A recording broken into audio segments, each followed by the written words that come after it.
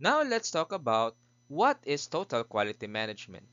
TQM is a comprehensive approach to long-term success through customer satisfaction. TQM is based on the participation of all members of an organization in improving processes, products, services, and the culture in which they work. The main principles of TQM are the following. First is customer focus.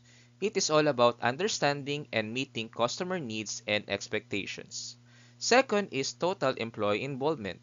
This is where all employees participate in working toward common goals. Third is process-centered. This is where processes are defined, measured, and continuously improved. Fourth is integrated system. This is where all functions and processes are interrelated and must work together toward common objectives.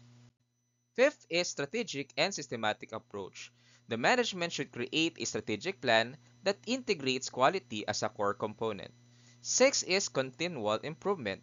It is all about aiming for incremental improvements over time.